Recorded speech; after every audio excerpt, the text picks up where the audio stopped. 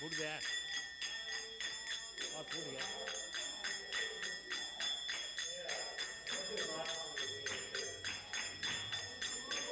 Hare Krishna, Hare Krishna, Krishna Krishna, Hare Hare, Hare Rama, Hare Rama, Rama Hare Hare.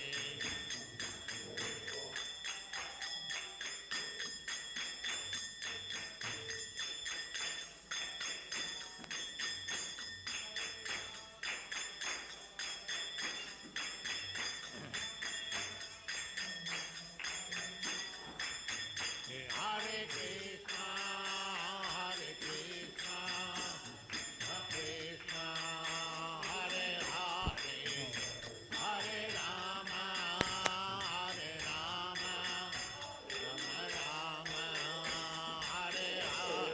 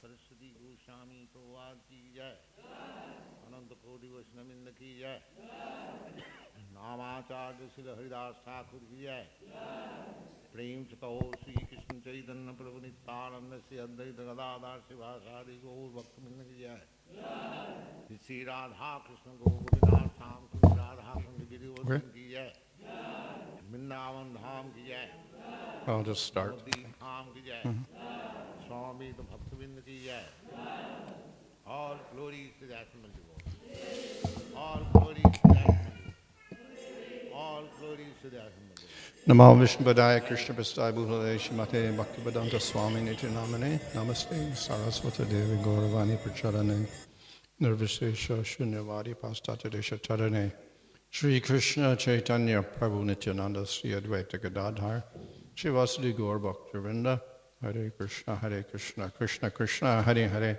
Hare Rama Rama Rama Hare Hare. So last night we discussed about Namabhas, and in Namabhas there were two factors. One was ignorance of 4 different types, like ignorance of Jiva, ignorance of Supreme Lord, ignorance of the name, ignorance of the process of bhakti. And there were, the other covering was anarthas, which also had 4 types, like material desires and weakness of heart, 3 parts, and offenses, aparads, offenses of 4 types, one of which was namaparad. So, 10 chapters of this book, Harinam Chintamani, are dedicated to the 10 aparads or the 10 offenses. So this is quite interesting and important for us because avoiding the nam-aparads is very important. And every morning, actually, we recite the aparads that we should avoid. But very little is explained about the importance of each aparad. What are these aparads? Why they called offenses, etc. So this work actually explains in quite a bit of detail each of the 10 aparads. So in that sense, it is quite interesting for us and important for us to get this information. So one of the aparads is Sadhu ninda. Another is, let's start here, let's go backwards. Another is Gurur Avagya. Both are concerning devotees. So Sadhu ninda, of course, is general, literally criticizing devotees. But of course it goes beyond criticizing, thinking badly of devotees or doing bad things to devotees also. So somehow disrespecting devotees. That's Sadhu ninda. So who is a sadhu? So we can say, well, it's a devotee. But who's a devotee? In the Western world, well, it's a Hare Krishna devotee. That's a devotee. But in India, so many people are called devotees. There may be a devotee of Ganesh or Durga Devi or Shiva or some devotee of some other guru or whatever like that. So we got all sorts of people who are called devotees. Huh? And if you go to like Kumbh Mela, so many devotees are there, worshipping so many different things. So who is a real devotee? So we do have scriptural description of the Vaishnava devotee, and that's the one we're talking about now. There are many qualities of this Vaishnava devotee. And we see the qualities mentioned in Chaitanya Charitamrita, in Srimad Bhagavatam, and in Bhagavad Gita. But the main quality is that person's surrender to Krishna. That's the main quality. He has many other qualities like peacefulness, tolerance, etc. But the main quality that has to be there is surrender to Krishna. If the other qualities may or may not be there, whatever, but if the quality of surrender to there, then we have to accept the person as a devotee. A person may have all the other qualities, but if he has no surrender to Krishna, then we don't accept him as sadhu or devotee. So, people, of course, may associate other qualities with a devotee or judge a person as a greater devotee or a lesser devotee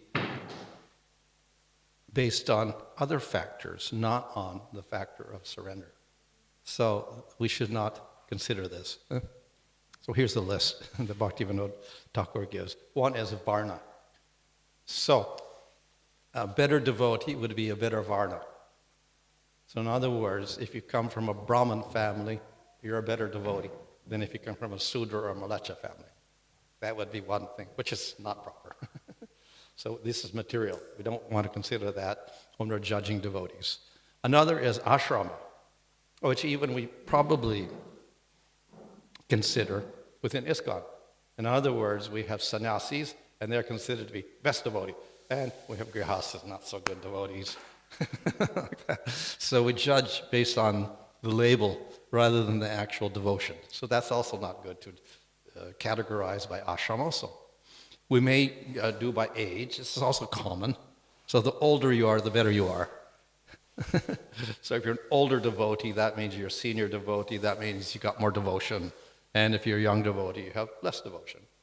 That would also, of course, be natural. The longer you practice bhakti, the better. But then some people join at an old age also, and they have only one year of experience, so they're not that advanced at all. And we have many people who may be in the movement many years, but they're not very advanced. So we can't judge on age also. And we see in Bhagavatam that many of the devotees were very young. Dhruva was very young. Prahlad was very young. Well, great devotees. Sukadeva Goswami was young. So, age, not a consideration also. So simply because a person is older doesn't mean they're more advanced. Of course, that doesn't mean we disrespect older people. Yeah, we have to give respect, but it's got nothing to do with spiritual advancement. Strength and health, etc., beauty, etc. So if a person is healthy and whatever, we consider better. If he's got some problem with his body, then we may consider he's not such a good devotee. Krishna's not merciful to him or something like that. So we cannot consider these things also. Wealth. Probably in ISKCON we don't consider wealth such a big thing. But nevertheless, there is a tendency to respect a person more because they have more money. So that's completely material. So we can't judge a person on that. Some devotees, of course, are very wealthy. Some devotees like Jagannath Das Babaji or Gorkishore Das Babaji had no money at all, but they were great devotees. So we can't judge a person on wealth. And of course, followers. So that may also be a consideration even in ISKCON. Oh, this guru has more followers, he's a better preacher. This one has 2 devotees on following. He's not such a powerful preacher like that. Not such a great devotee. So we may judge like that. But that's not also true. Gorkishore didn't have any disciples except Bhaktisiddhanta Saraswati Thakur. But he's a great devotee.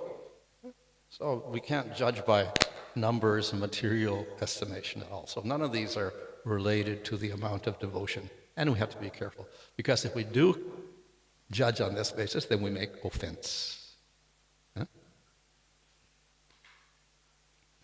So, another problem is faults. So we see faults in a devotee, and then we will criticize. So, there will be faults in a devotee. In the beginning, during bhajana kriya, during anarthana vritti, during nishta, during ruchi, and asakti, and even in bhava stage. If you want, you can find faults. But we're not supposed to be fault finders. We're not looking for faults. So this diagram is here. We have the different stages all the way to prema. So through the process of bhakti, we have anarthana vritti proceeding. And as the bhakti gets greater and greater, we go down here, the pink section is the amount of bhakti. And then the other is the decrease of the anarthas, the brown stage, like that. So as you go, naturally the faults are going to decrease. So we begin with a lot of faults, and as we progress, we get less and less faults. So we should understand that devotees have faults, but if they're practicing bhakti properly, we'll tolerate those faults, because they get less and less as the person goes on. So, therefore, to simply criticize people because of this fault, that fault, whatever, is not proper. In fact, in Bhagavad Gita, Krishna says, even if you're the most sinful person, sudaracha, you committed the worst sins, but you still perform bhakti and you still have genuine faith, I consider you a devotee. So even Krishna doesn't mind the faults. Of course, if you can't have prema with faults and you can't go to the spiritual world with faults, but still, Krishna is a little compassionate. He understands in the material world, we're all going to have faults. And they may manifest while we're doing bhakti. So then, Krishna is tolerant. And devotees also have to be tolerant. So, we measure the devotee's status and progress by the amount of surrender to Krishna. That person who's surrendered to Krishna will also appreciate devotees and not criticize them. So therefore, we can also understand and advance devotee because he doesn't criticize other Vaishnavas. And he doesn't look for the faults. So, the devotee is highly respected. And we see in Srimad Bhagavatam that over and over, service to the devotee is one of the main angas of bhakti. Sadhu Sangha is one of the 5 important angas in nectar of devotion. Why? Because devotees are the cause of faith and the development of bhakti. Qualification is faith. If you don't, we don't preach to the faithless. So you can only get preaching from a devotee if you have faith already. But where does faith come from? Trust and conviction in the scriptures, like Bhagavad Gita. Where will that faith come from? It does not come from punya. Material pious activities will not create that faith. And if we don't have faith, we'll have no interest in bhakti. So then how do we get the faith? So the faith is due to the mercy of devotees who don't preach, because they don't preach to the faithless. But they're intelligent enough to engage people that have no faith, to expose them to bhakti somehow or other. And without their knowing, they get some advantage from that. Of course, it is not as much as the bhakti you'll get after you have faith, and it's only occasional because you kind of avoid devotees anyway. So you get occasional contact with devotional service somehow or other. That starts influencing the jiva. And when you get enough of that influence, you develop faith. So that is caused by devotees. Devotees are the instrument of arranging so you get some exposure to bhakti. You may see a Jagannath Rath Yatra, and maybe the Rath interrupts your journey on your car, and you get out and you see the Rath go by with Jagannath on it. So that's mercy of devotees, and that influences the jiva. You may get prasadam, and you're hungry, so you eat it. You don't know it's prasadam, but it affects the jiva. You may even touch a book but not take it, but that will affect the jiva. So many things are there, but it's all arrangement of devotees. So that will cause the faith. After we get faith, and we can become curious, okay, I believe in some God or whatever, and we're searching around, and then we meet a devotee who explains bhakti, we accept it, and we get a book or whatever. So the devotee is the cause of the faith, and after we have the faith, the devotee is the person who guides us into the process of bhakti. So that devotee is very, very important.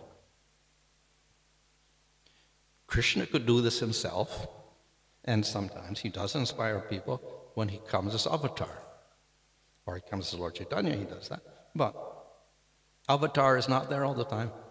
Avatar may be there for 20 years, 100 years, 120 years, or whatever, then he disappears. So what happens for all the rest of the yuga? So Krishna empowers devotees to spread the mercy on his behalf. So that's why the devotees are important. So the spread of bhakti is mainly caused by devotees. And we have to respect the devotee because he is the emissary of Supreme Lord. So in Chaitanya Charitamrita there it says, you should receive the food that is the Mahama Prasadam of the devotee, the foot water, even wash his feet, the foot dust. You take that mercy, and this will influence you to take up the chanting process and perform bhakti. So in other words, association with the devotee is very, very important for spiritual advancement. So, of course, Krishna is ultimately the most merciful, but is that he doesn't come all the time.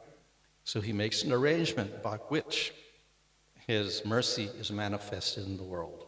How he does that? Through devotees.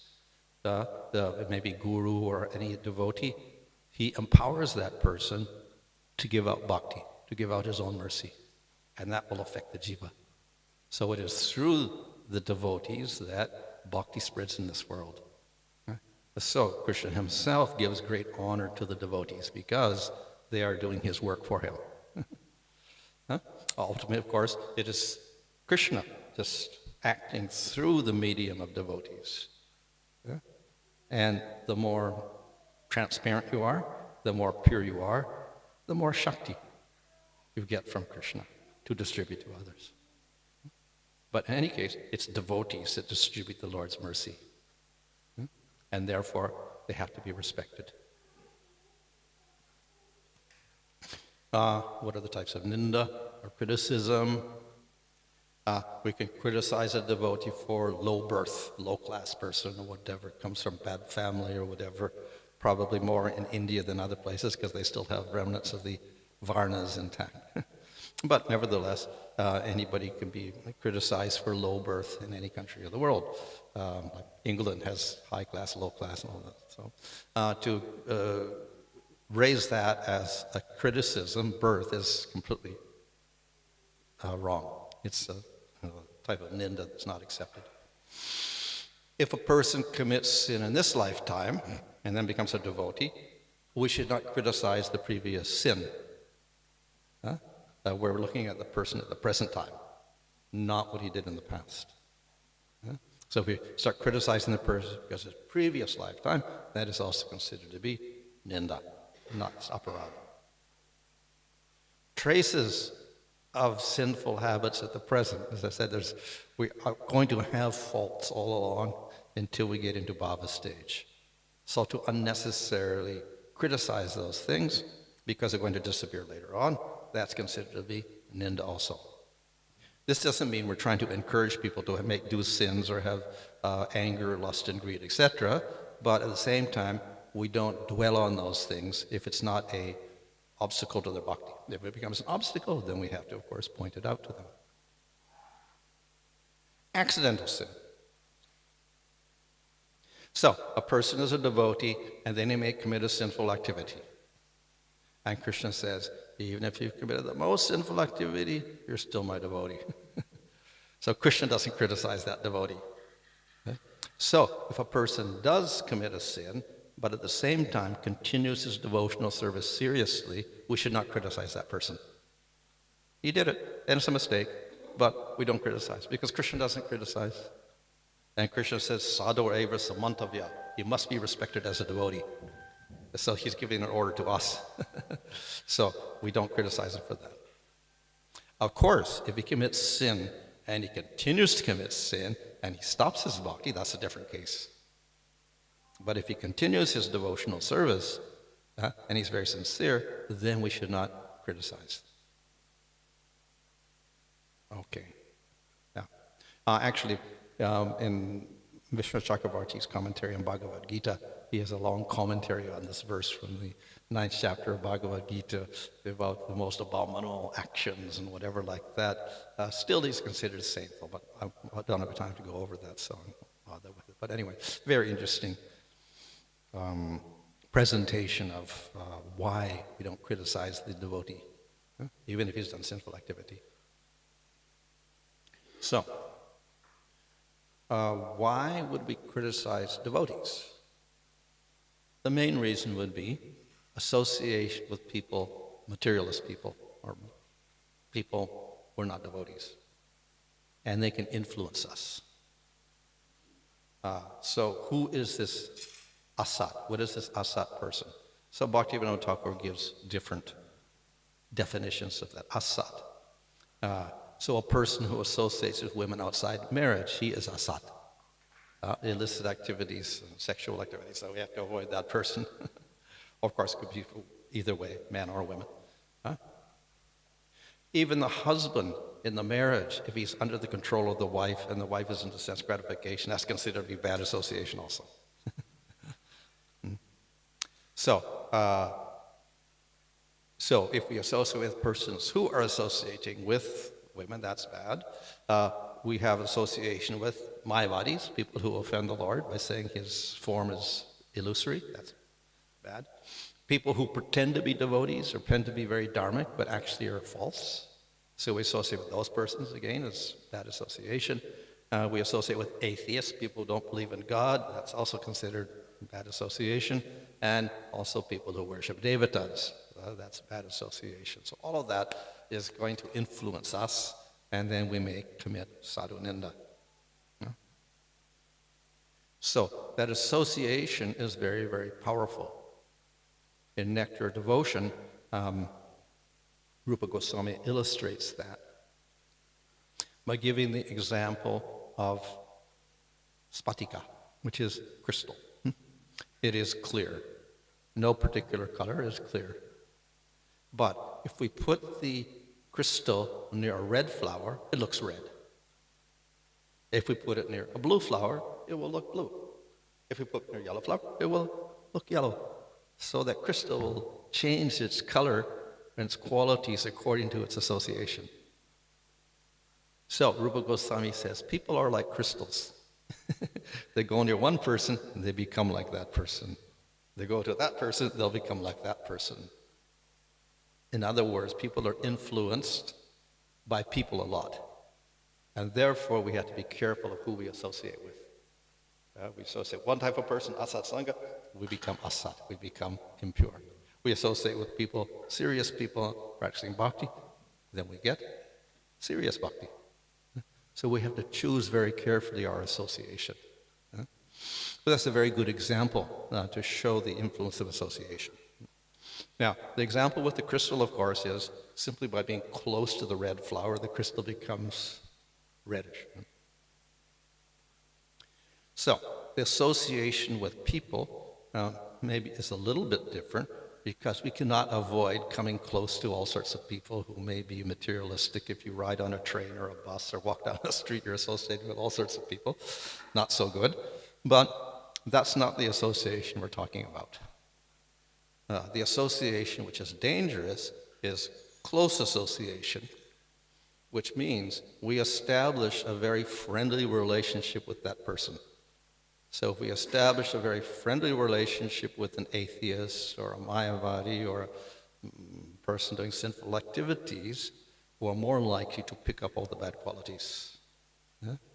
So because of that friendly relationship, we start exchanging everything. We exchange food, we exchange ideas, we exchange everything. And then consequently we get influenced. So therefore association means establishing an intimate connection with another person in a friendly way, and we start exchanging things. That's what this association does. So that's the powerful association which will cause problems for us. Yeah? Of course, contrarily, we have in nectar of instruction good association. Satsanga. So what is good association? Exchanging food, exchanging philosophy, exchanging gifts with devotees. So that's good, positive. We establish friendly relationships, and this nourishes our devotional service. So therefore association is very good. And if we associate with materialists, etc., they are likely to criticize devotees, and if we pick up that criticism, we start criticizing devotees, so not good.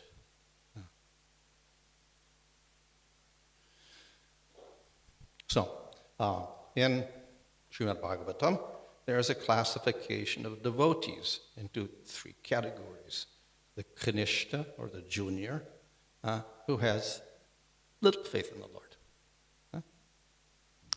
But no knowledge. Yesterday we talked about Sambandha Gyan, by which you can practice pure bhakti. He doesn't have that. Doesn't associate with devotees, so therefore, obviously, he's not going to get much knowledge.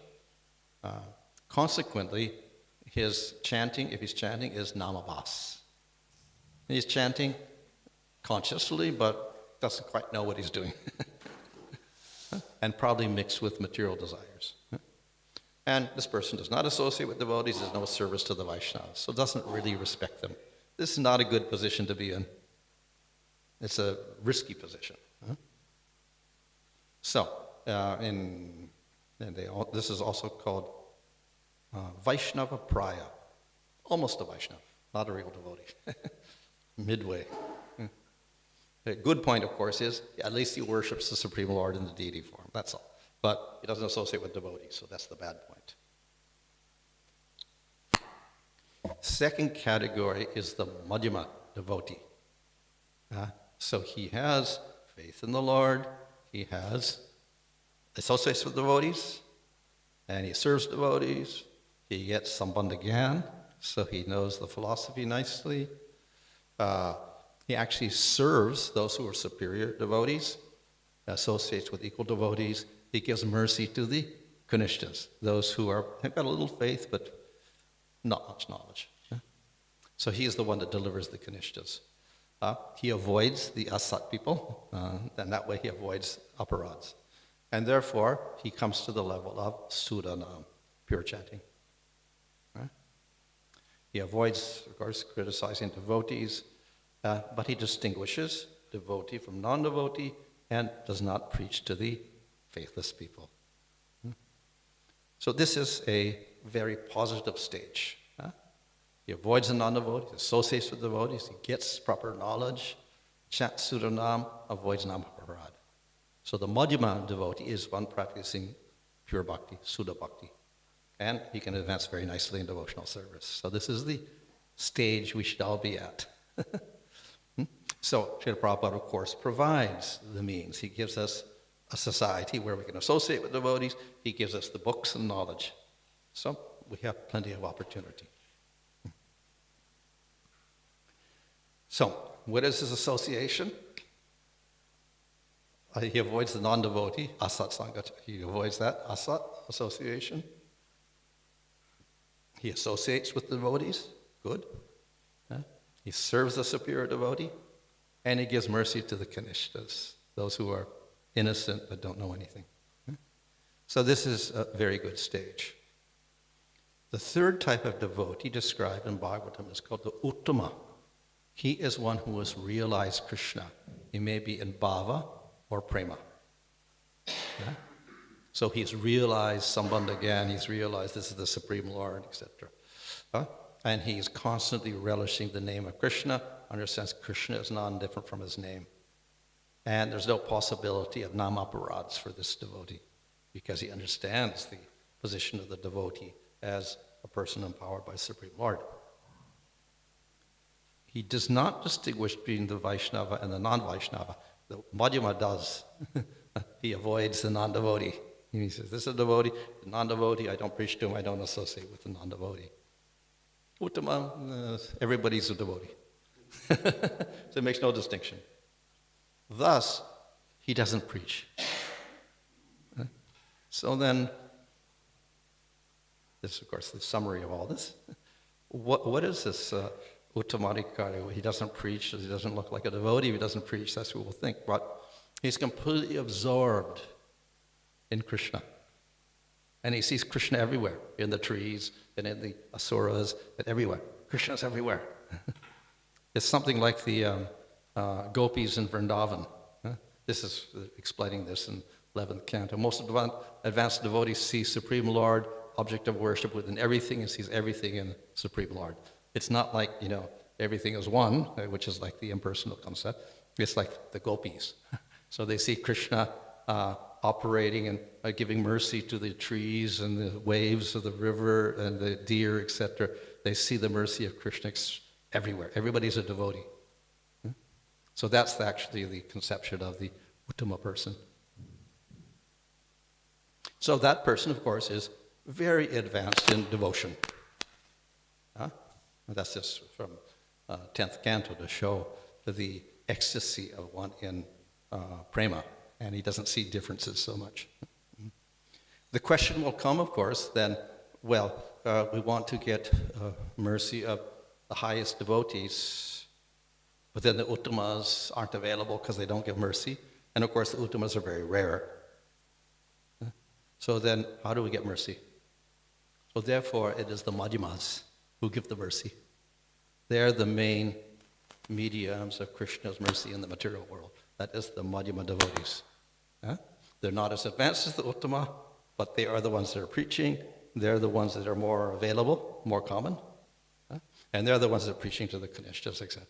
So these are the ones who act as the medium of mercy of Krishna, mainly the madhyamas. So, if we commit sadhu ninda due to some fault of our own or due to bad association, what do?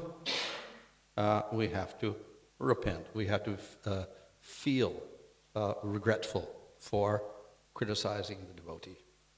And we have to go to the devotee and ask for forgiveness. So that's the procedure for nullifying the aparad.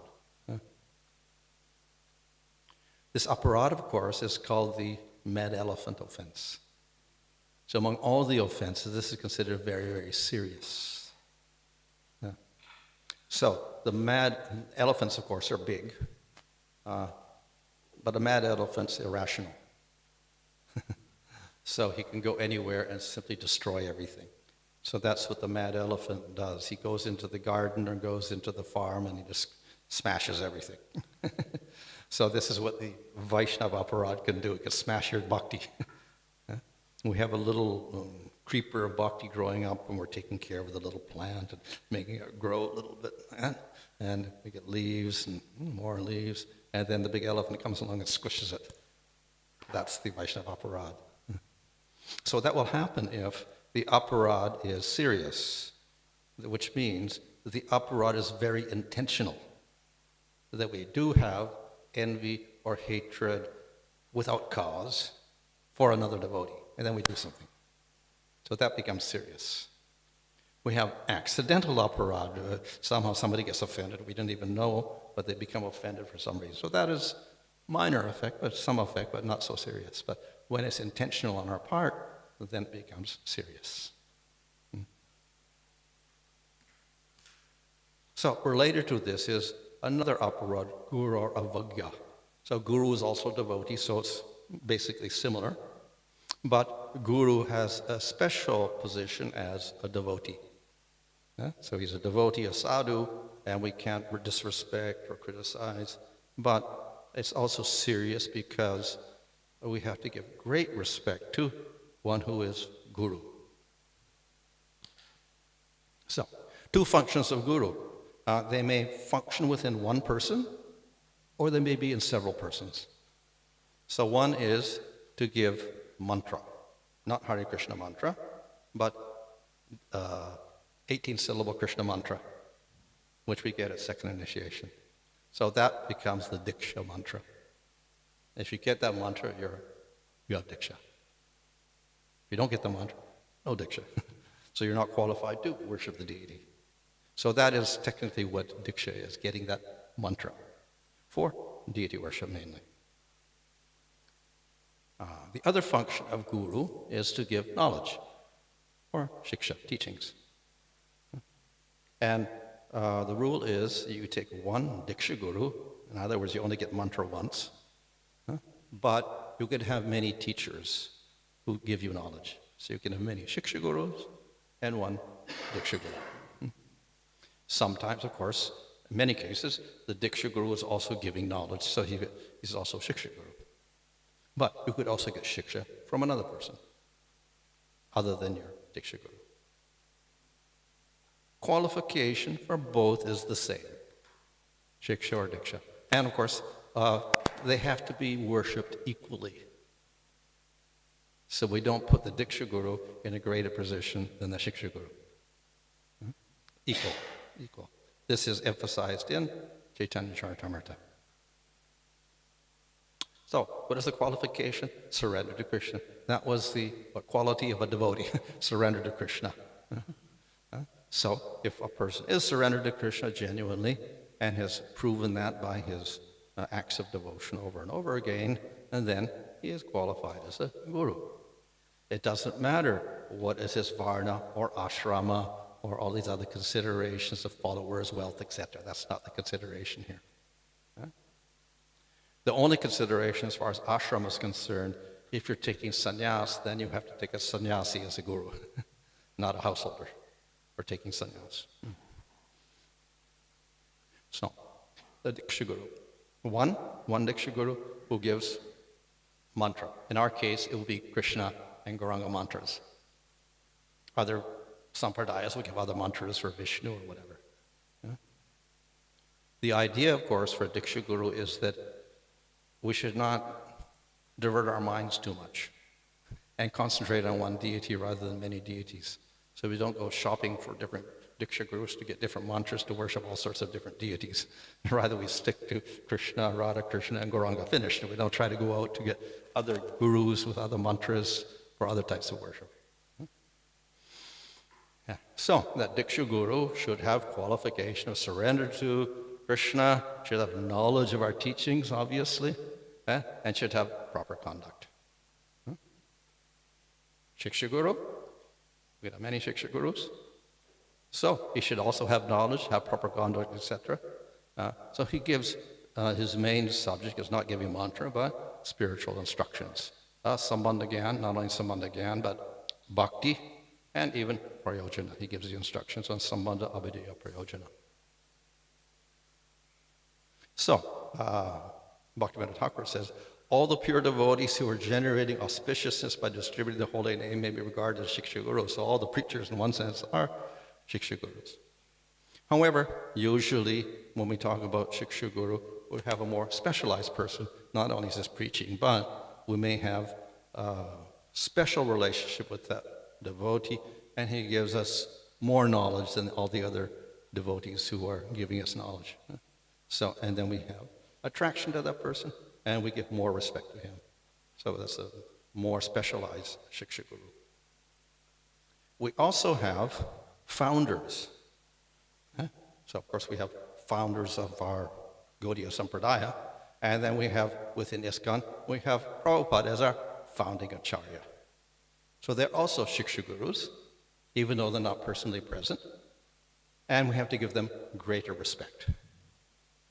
So respect is given equally to Diksha and Shiksha Guru, but even there, if we have many Shiksha Gurus, we can give more respect to the Guru who's more advanced and gives more instructions. Natural. Huh? And we get more respect to the founder. So therefore, we give more respect to Srila Prabhupada, and we give respect to all the Gurus that may be there after that. So, therefore, we have levels of respect for Gurus also, according to their advancement. In Krishna Bhajanamrita, Narahari Thakur gives the example of how devotion is not one track. Because many devotees will say, well, I cannot divide my devotion. I'll be devoted to my Diksha Guru and nobody else. But then he says, Narahari says, in a family, we give respect, the child gives respect to the father and mother. But he also gives respect to the brothers of the father, that's your uncles. And he gives equal respect to the father's brothers. So he's got not just one object of devotion. If you have 3 brothers, you have 3 objects of devotion also. And you give respect to all those brothers. And he also says, and you give double respect to the grandfather. So we have all sorts of respect there in the family. That's a material situation, of course. So in devotion also, we give respect, Shiksha Guru, Diksha Guru, and then we give respect according to advancement of those gurus. And then we also give greater respect to the founder, who's like the grandfather or great-grandfather guru, like that. So we have respect given to all these persons. And of course, then we're also giving respect to Krishna. And so we're giving many types of respect to different personalities. So it's not just one object of respect. We're automatically giving respect to many persons. So, but there is hierarchy.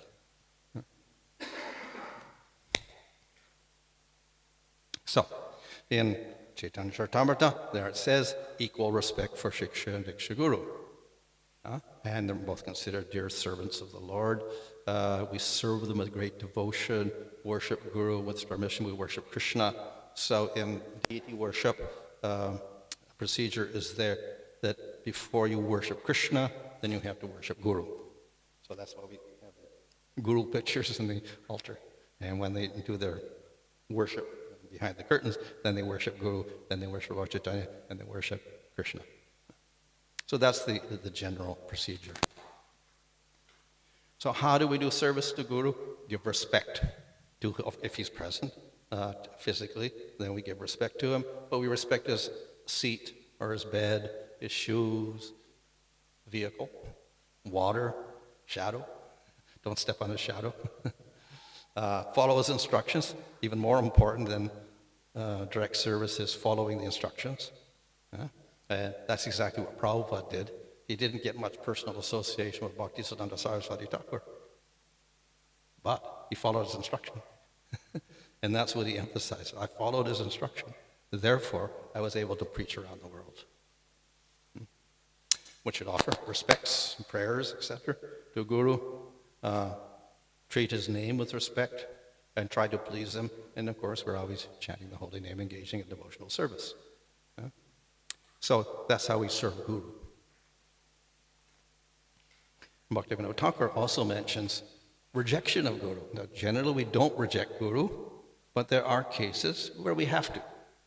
And that case is where the Guru, by asatsanga, loses qualification. And he's no longer practicing bhakti. He no longer has faith in the name of the Supreme Lord, commits Vaishnava aparad, nama aparads, etc., loses all of his knowledge. So, therefore, if we keep the connection with that person in a fallen state, we also get fallen. It's association again. So we have to break that connection with such a person who has fallen, because otherwise we get influenced. So we have to reject that type of guru. Yeah. So, therefore, to prevent such a thing happening, we have to choose guru very carefully. Yeah? And this will help us prevent choosing a guru who later falls or whatever. Yeah? Which means we do have to carefully observe that particular devotee. We also have to know scripture to know who is qualified to be guru. And then, if we're very careful, then we choose guru, and it will help prevent such unfortunate situations where we get a guru who falls later and we have to reject him. So, if the guru does not commit aparads or offenses or loses faith, etc., if we reject or disobey him, that's an offense. So to reject a guru who is qualified, that we've already accepted, that will be aparad. So this will create great obstacle to our devotion, and very difficult for us to advance. So such a situation will be caused by bad association, reading false literature, etc., whatever. So as in the previous case, then we have to recognize our fault, feel regret, repentance, and ask for forgiveness. Okay, we'll cover one more here. So another offense is to consider the names of the demigods like Shiva or Brahma to be equal to the name of the Lord. And of course this also implies that we consider Devatas equal to the Supreme Lord. So this, of course, is not just an offense to the name, but it's also an offense to the Supreme Lord himself by thinking the Lord is just like a Devata. And one of the problems with this ignorance we found was that, we may worship Krishna, but we think of him as a Devata. So that's bad knowledge, which causes namabhas. And if it's very deliberate, it becomes like the Mayavadis. It becomes pratibimba namabhas, which is actually aparad. So we have to be very careful of this. Of course, in ISKCON, Srila Prabhupada has made it very clear the distinction between Devatas and Supreme Lord in very basic works like Bhagavad Gita, etc. So most devotees are not going to have any confusion here. But it is a cause of confusion for people who are not devotees and are just like Hindus. They consider everybody equal. So that's by this knowledge we can correct this aparad. So in our scriptures we have the position of Vishnu and Krishna clearly defined. So Supreme Lord is the independent whole. He's the highest person. Nobody is above him, and everyone is below him. So everyone is dependent on the Supreme Lord.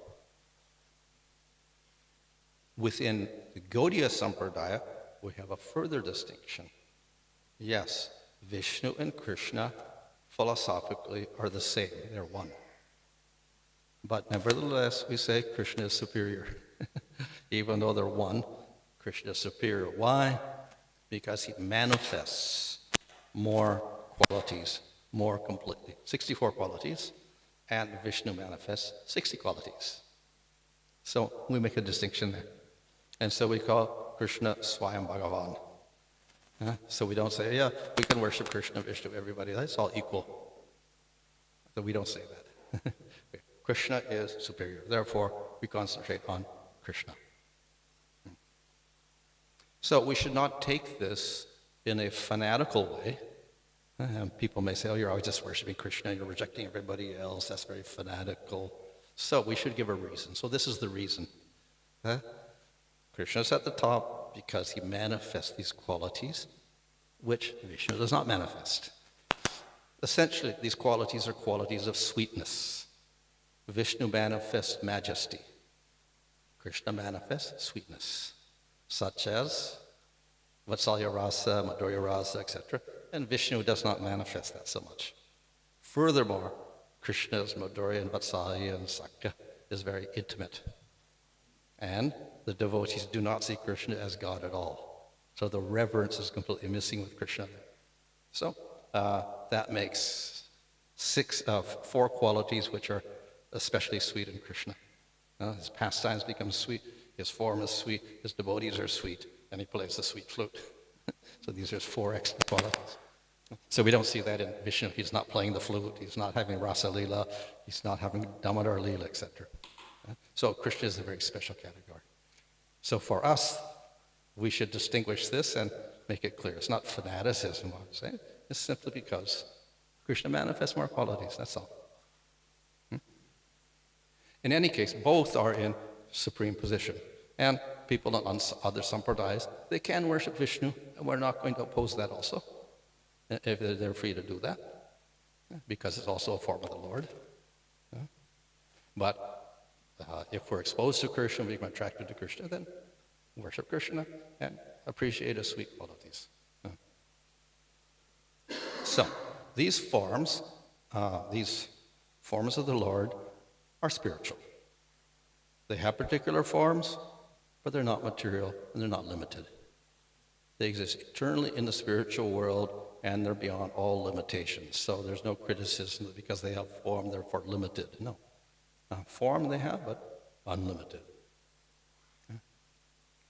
So Shiva is like Vishnu, similar, and he's called a form of Vishnu, but slightly different because we see here Krishna has 64 qualities, Vishnu has 60 qualities, and Shiva manifests only 5 minus 55 qualities. So there's significant difference. So therefore we put Shiva in a different category, even though he's a form of Vishnu. Yeah? And of course one of his qualities is that he manages material world with tamagun. He's in charge of false ego. So he gets the bad jobs in one sense, in charge of tamagun and false ego and things like that. Anger, lust, and greed, they're all under Shiva in the material world. So apart from that, we have jivas, and we distinguish jiva from Supreme Lord. Jivas can get up to 50 of the qualities that Krishna has. So jivas are less than Shiva, less than Vishnu, less than Krishna. But even then, if they get 50 qualities, a little bit not full like Krishna or even Shiva. So the Devatas can attain these 50 qualities more than the other jivas. So they got a higher position in the material world. All of the jivas are ultimately servants of the Supreme Lord. The jivas can manifest in the spiritual world, or if they're in Maya, they're in the material world. And if you're in the material world, we get a material body, which is subject to destruction. If we're in the spiritual world, we have eternal bodies. So the tattva of Jiva and Shiva and Vishnu and Krishna should be clearly understood by the devotees, and then they won't make any aparad on this. So there are a lot of misconceptions. We may think that Vishnu or Krishna and his name are separate. They're different. We say non-different. We chant Hare Krishna, we can realize Krishna. They're the same. But other people will say, no, name is material, the Lord is spiritual, so they're different. So that's the type of misconception. We may think that the name is, because it is sound, is material and limited. We may also think that even Vishnu, he has a form, therefore he's material and limited. So, all of this is actually offensive. So this becomes a philosophy also So the Mayavadis, the followers of Shankaracharya, will say, yes, we like Vishnu, but he has a material body in Sattva Gun. So we worship him because we like Sattva Gun. If we want liberation, we have to give up Vishnu because he's material. Yeah? So this is a philosophy that has inbuilt into it some aparad, saying Vishnu has a material body. Yeah? So therefore we have to avoid that. So many people will think, okay, we have all these devatas and whatever, and we all worship everybody in India, so Vishnu is like everybody else. So we worship Shiva and Ganesh and Kartikeya and Durga Devi, and we also worship Vishnu and Krishna, and they're all equal. So this is also a misconception. Of course, we're putting Vishnu on the same level as the devatas, and we're thinking everybody's a jiva, but they're better than us, so we have this level up here of jivas, and then we're down here. So we worship them, but we put them all on the same level. Huh?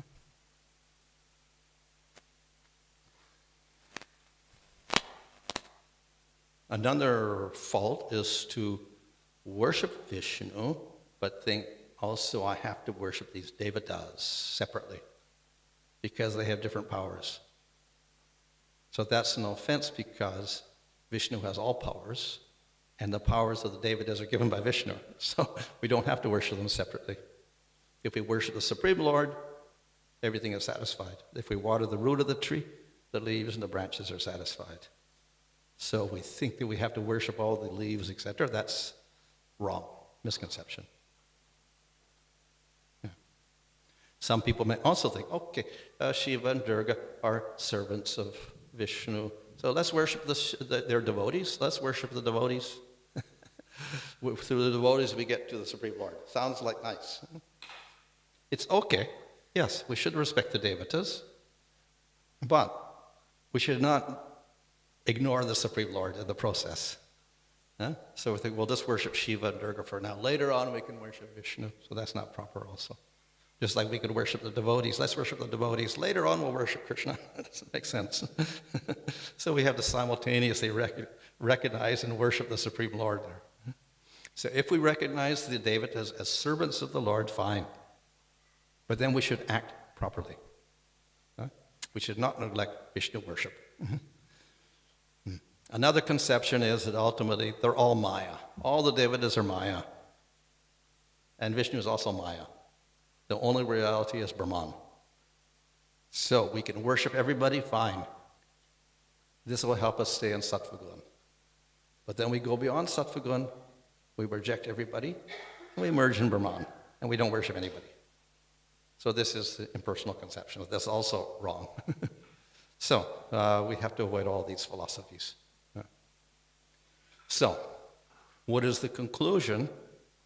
We have to understand that Vishnu ultimately is Brahman also, but he's also Paramatma, he's also Bhagavan. So he has his personal aspect and his impersonal aspect. So this is our Achinta Bheda Bheda philosophy. Nevertheless, we avoid the impersonal because it's incomplete, and we prefer worshipping Bhagavan. Bhagavan is complete. Brahman is one aspect of the Lord. Like realizing the mountain or the hill from 20 miles away, as opposed to going to the mountain and climbing up the mountain, and we realize much more about the mountain. So realization of Bhagavan is more details about Supreme Lord. And Brahman is like vague realization of the Lord. So, that Supreme Entity, Bhagavan, has a form, his qualities, his activities, and he can also have many forms. So we have Vishnu and Nrsimhadev and Rama and Krishna, etc. And it's all spiritual. And all these forms are actually one entity. The name is non-different from the Lord. It's also spiritual. And so by chanting the name, we can realize form, qualities, and activities of the Supreme Lord. So that's our Siddhanta. And we distinguish devatas and others from that. So this just represents Bhagavan is there, and we expand, and we get Brahman up there, but it's a vague realization of the Lord. We want detailed realization, we get Bhagavan. So we can realize that Bhagavan by chanting Bhagavan's name. We chant Vishnu's name, we can realize Vishnu's name, form, qualities, and activities. We chant Krishna's name, we can realize his name, form, qualities, and activities. So this is our particular philosophy. So everything ultimately is included in the name. We chant the name, and we can realize Krishna. So, Devatas are respected in the Vedas, and we also don't disrespect the Devatas. In the 64 Angas of Bhakti mentioned in Nectar Devotion, one is do not disrespect the Devatas. Why we don't disrespect them is because they are also devotees. They're also serving Supreme Lord. And therefore we don't disrespect devotees, so we respect the Devatas. But we also understand their position. They are jivas, and they're inferior to Supreme Lord. They're also devotees, they're not supreme. They cannot give independent benedictions. So, during ceremonies and whatever, and samskars, etc., we try to just worship Vishnu or Krishna. And we avoid worshiping Devatas and Pitras. What we can do to respect them is to offer the prasad of Vishnu to the Devatas and the Pitras during Shraddha ceremonies or whatever. So we have faith that by worshiping Vishnu, all the Devatas will be satisfied. And we don't have to do separate worship. I've offended the Devatas because I didn't worship them, so I have to worship them separately. No, that's the wrong conception. So, Supreme Lord has all powers, Devatas are dependent on him.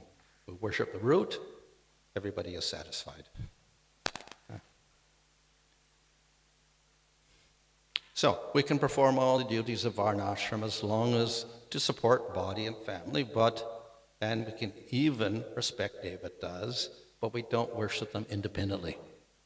So in the regular varnashram system, they have all sorts of worships of Devatas, etc. We could do it, but recognize them as devotees only, and understanding that ultimately everything is coming from Vishnu. So if people worship the Devatas separately, we shouldn't accept that prasad. It's not the right prasad. It's Devata prasad. If someone offers to the Supreme Lord, Vishnu or Krishna, then offers to the Devatas, we can accept that prasad. It's prasadam from a devotee.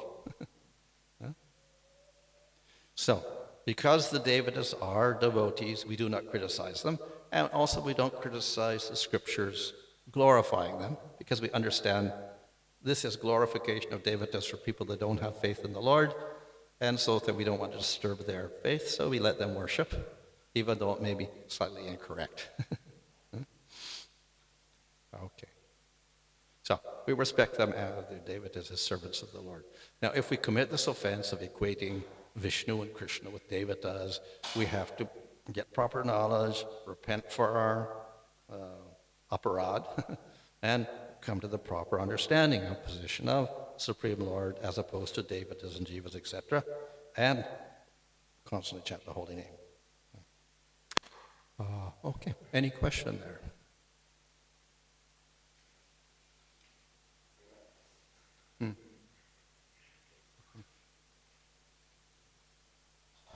You mentioned about getting the Diksha initiation.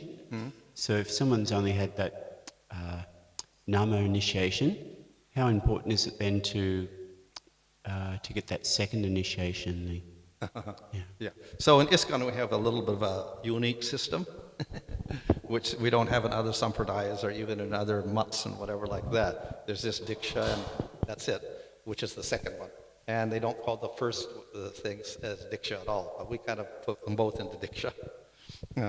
In one sense, of course, there's some justification for that, but the main part of the Diksha is getting the mantra, which comes in second, so definitely that, without that mantra, you can't worship the deity, so we accept that. So in that sense, for the Diksha, as far as deity worship, that's the Diksha. The first can also be called Diksha in one sense, or part of Diksha at least, because we get a name. And in Pancharatra, there is what is called Pancha Samskar. or 5 purification rites, the most important being getting the mantra. But along with that, we get tilak, and we get the name, and we get the right to worship the deity. So there's other things. So we get the name, and that's part of Diksha. So we're getting that in this, what we call first initiation. So we can say it's initiation part 1.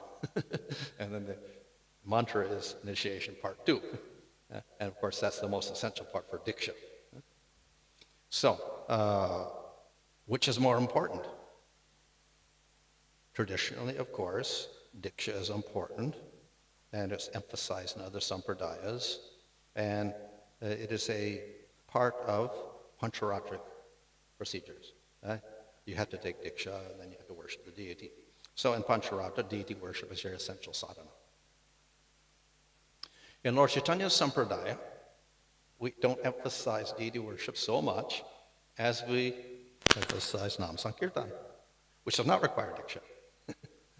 So in Chaitanya's Charitamrita there it says, Nama, chanting the holy name, not dependent on Diksha. And of course that's what we do. We tell everybody in the world to chant Hare Krishna. We don't say get initiation to chant. So it's free for everybody. So this is what Lord Chaitanya emphasized more than anything. And by chanting the holy name, you can get prema. So without getting the other mantra. So therefore it acts independently. So in that sense, if we get the holy name, this is more important than getting the mantra for deity worship. Of course, if we want to emphasize deity worship as Macharatra, then we'll say the second one's important. So technically for Diksha, it would be the important part, getting the mantras for deity worship. But as far as Lord Chaitanya's movement, just chanting the holy name is much more important. And if we get teachings along with that, that's more important. So Prabhupada has made 2 different statements. Some people asked, which is more important?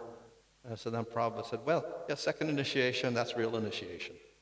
Which is true, because it's the definition of getting mantra, etc., from Scripture. But then another letter, then he said, first initiation is more important. They get both opinions. Which is true also, because at first initiation, we're encouraged to chant Hare Krishna 16 rounds, etc. So that's more important than deity worship. So in that sense, it's more important. So it's a little bit confusing for us, but as far as Lord Chaitanya is concerned, that chanting holy name is the most important. Now, we don't reject deity worship or the Diksha, because it's also one of the 5 primary angas of bhakti. So most people do it. And Lord Chaitanya took Diksha, Advaitacharya took Diksha, Gadadhar took Diksha, they all took Diksha, and that's continued within their sampradaya to take the mantra and whatever, and do some worship of deity, etc. So we've continued, Bhaktisiddhanta Saraswati and Srila Prabhupada continued that tradition also. But we can't overemphasize that as being the most important thing, because Nam Sankirtan is more important.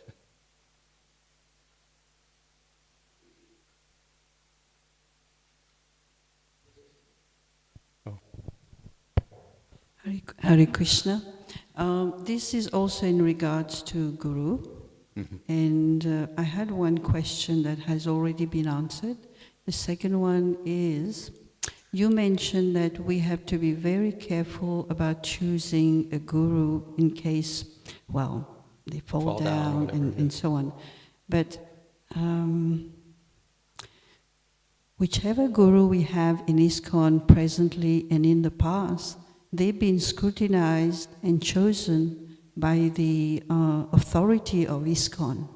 So, and I was told also that you choose a Guru who inspires you. Yeah. So I'm a little bit confused as to which one it is. Is it the one who inspires you? Because it's also, for me, it's a little bit kind of, offensive to be thinking, is this Guru going to fall down in the future or not? It's like, thinking like that for me, it's a bit confusing. Yeah. Would you like to comment on that? Yeah. So we have a process in ISKCON, and even some devotees challenge that process because it should be free. It's not that some people are approved and some are not approved. That's not historically the process, that you just, go out and you choose a Guru and you surrender to him. That's the traditional process. Of course, the counter-argument could be that when we do have an organization, we do have to have some, let's say, filter or whatever, so that not just anybody becomes a guru and whatever, but there should be some sort of standard we set. So a society usually has different standards. So with that intent, then, GBC has made a system, not actually approval, but non-objection. So it's not that we're guaranteeing that this person will not fall down or this person is on a certain level above or whatever. It's not an approval of that. But as far as recommended by local devotees, senior devotees, this person has got high standards, they have knowledge, they've studied scriptures, their conduct is proper for 20 years, 30 years or whatever. So they should be respected, and they can give teachings and mantra, etc. So it's not so much an approval as not objecting to their being a guru, whatever like that. So that's the present system. Now, of course, our system is a little bit unique also because most organizations have one guru. There's no choice really. You just accept that guru and that's it. But we have many, so there is a choice. You could choose among the different persons like that. And what would the choice be? That's where your individual preference is there, inspiration, and also your judgment also, who you think is the most qualified or whatever. So therefore, it's kind of a minimum qualification at GBC, but then you have to decide who you think is the most qualified in terms of their bhakti, whatever, plus your personal attraction and inspiration from that particular person.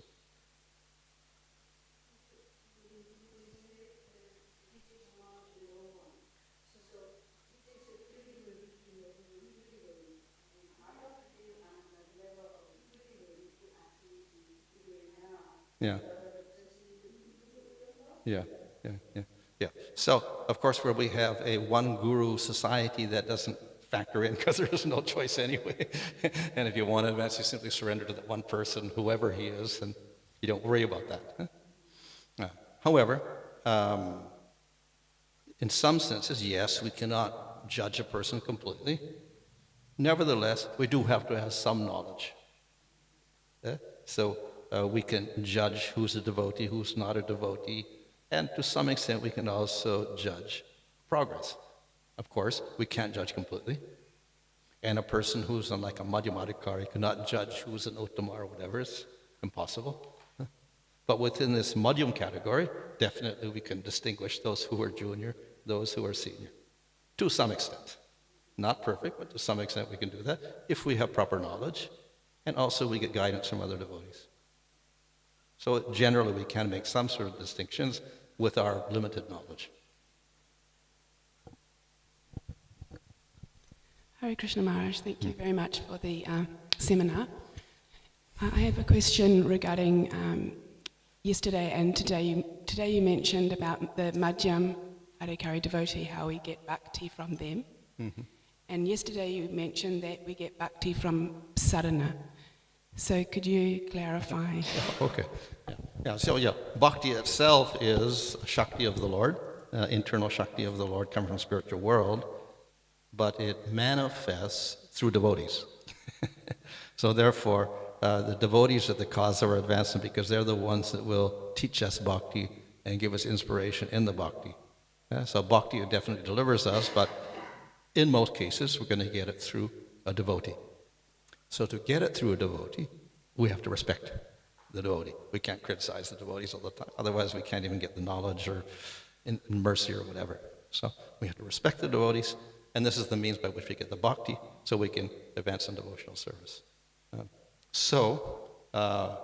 Advancement will be caused by mercy of devotees, plus getting that mercy, we endeavor.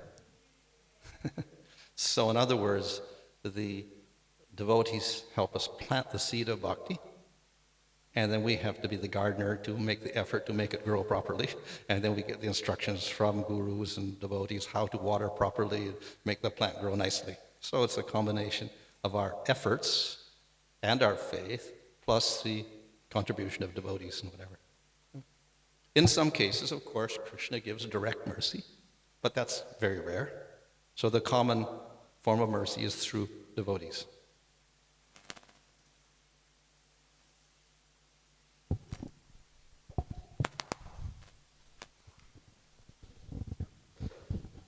Maharaj, on the screen it was showing the difference between Kanistha, Madhyam, Uttama and the levels of chanting. So the Kanistha is chanting on the level of Namaparad, but you mentioned... Namabas. Was it Namabas? Yes, was it? Namabas. Oh, okay. Yeah. Because I mentioned the Madhyam is chanting on Sudanam. I thought he would be on the level of Namabas. Well,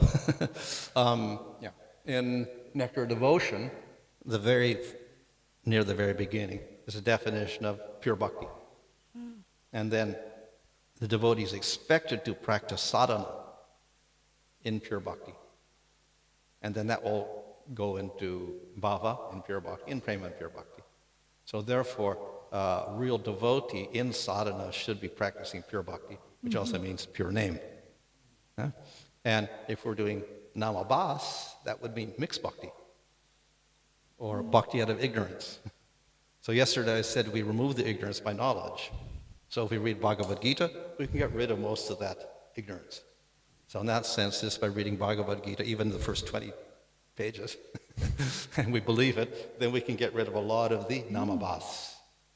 We won't get rid of the anarthas completely, but at least if we know what the anarthas are, we can keep them minimized. So therefore we come to the level of Sudanam, even in sadhana, near the beginning stages. And also, if your guru falls down and he's rejected because not practicing, it was mentioned that one needs to accept a qualified guru. As far as I understood, at least with ISKCON law, that accepting another guru wasn't actually necessary because you are already connected. Is that correct? Yeah. So of course it doesn't mention there shiksha or diksha either. And in the scriptures it says, obviously if your guru was fallen, so you reject him, so you should get some shelter or some guidance from somebody, so it's accept another guru. It doesn't say shiksha or diksha particularly. So the idea there is, for advancement of devotional service, we should have guidance, we should accept teachings, so we should have some guru, whether it's shiksha or diksha, whatever. But it doesn't say definitely you have to take the diksha again, which is get the mantra again. So I know some devotees, their guru has fallen, they're asked, who's your guru? They just say, NSM, no spiritual master. So, or they might say, well, Prabhupada's my Shiksha guru. So, well, there's nothing incorrect in doing that, because as I said, he's our main Shiksha guru. He's the founder of Acharya. So if someone says, who's your guru, then you could say, Prabhupada. Well, of course, someone says, you're a Ritvik, or whatever like that. But not, technically, no, because you're not saying, I got the Diksha mantra from Prabhupada. So yes, that's what a Ritvik is. But we're accepting as our main Shiksha guru, fine. That's also possible. Yeah. And of course, it is advised if one guru has fallen, then they say, take shelter of Srila Prabhupada. And before you take initiation, also they say, take shelter of Srila Prabhupada. So we're doing that in other instances also. We're taking shelter of Srila Prabhupada. So all along you can take shelter of Srila Prabhupada, whether your guru is fallen or not. And there's no contradiction.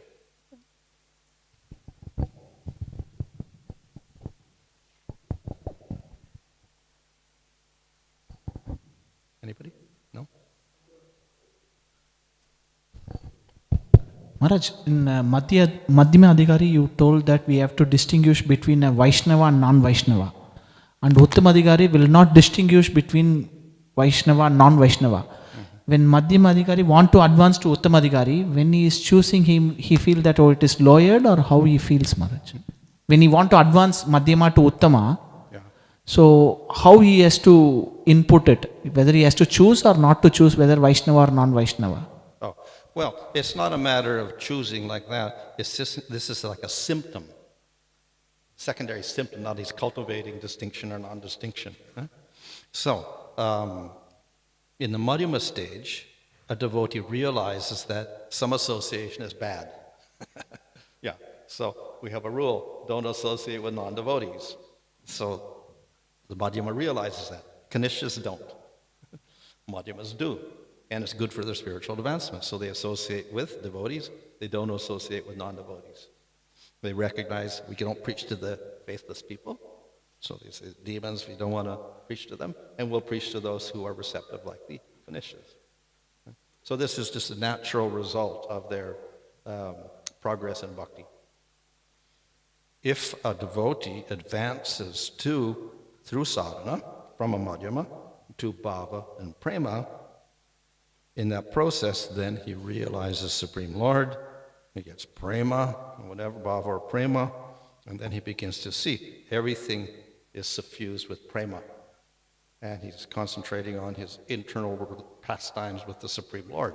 And when he looks at the external world, he sees everything in terms of that internal world. So therefore, he doesn't make distinction. That's all Krishna. So even the demons are like servants of Krishna or whatever. He doesn't make distinctions like that. So it's simply due to his realization. There are exceptions. The uttama can also start making distinctions, as we see with Narada Muni. So he's devotee in prema, etc. He's a Shaktavesh avatar of the Lord. He's empowered to preach bhakti. So he makes distinctions.